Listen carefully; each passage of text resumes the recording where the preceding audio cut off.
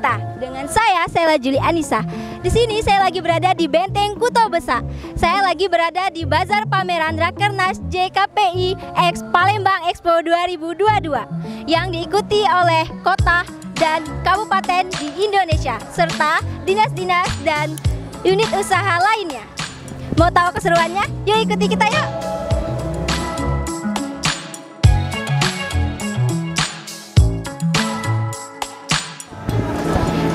Sekarang kita lagi berada di stand Dinas Kearsipan Provinsi Sumatera Selatan.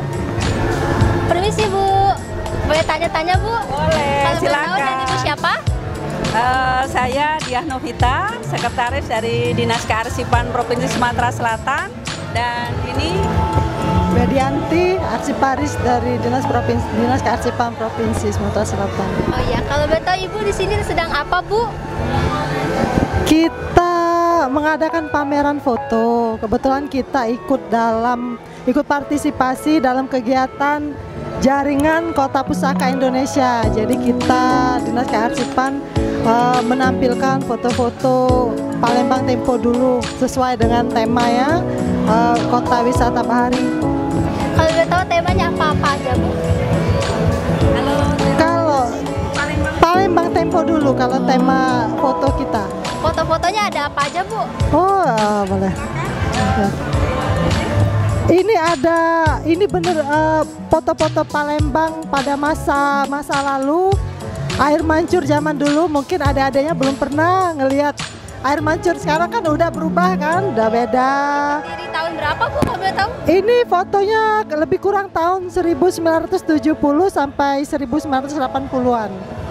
Di dalam juga banyak. Ini Ampera masih menggunakan pemberat, jadi masih bisa naik turun. Saat ini kan tidak bisa lagi kan, kita hanya melihat Ampera mantap. Di dalam masih banyak lagi kita mau melihat. Silakan. Lihat, Bu, ya. Oke. Permisi. Nah ini kantor pos. Dulu namanya kantor pos telepon dan telegraf. Jalan Jenderal Sudirman. Ini semuanya pasti yang muda-muda asing, termasuk saya juga masih asing ini, belum pernah melihat yang seperti ini. Jadi kita taunya dari pameran-pameran foto ini, jadi bisa anak-anak muda mengenal Palembang itu zaman dulunya bagaimana gambarannya kan. Nah ini ada, kalau mau lihat pasar 16 Ilir, lihat sini aja, tahun 1955. Tahun 1955 ini gambarannya seperti ini masih kan.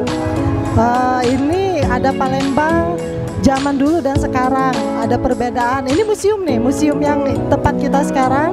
Udah lama sekali ya Bu ya? Iya, jadi benar-benar yang anak-anak muda itu tidak pernah membayangkan, tidak pernah melihat gambarannya.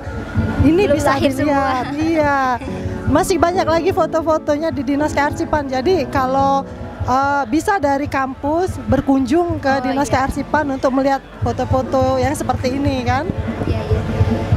Ini kalau betul ada apa aja Bu? Ada apa lagi selain yang di sini? Sementara karena tempatnya ruang terbatas, kita cukup membawa ini dulu. Makanya nanti berkunjung ke Dinas Kearsipan Provinsi Sumatera Selatan itu nanti lebih banyak foto-foto yang seperti ini. Jadi anak-anak muda, adanya sendiri bisa lebih mengenal kota Palembang. Saya lihat sepertinya ada Pak Soekarno juga ya Bu di Palembang, pernah kemari? Iya benar. Kalau menurut foto di arsip itu tahun 1950 beliau datang, itu disambut dengan rombongan penari Gending Sriwijaya. Terus ini ada sempat juga ke Pagar Alam tahun 1952. Oh berarti banyak iya, termasuk juga.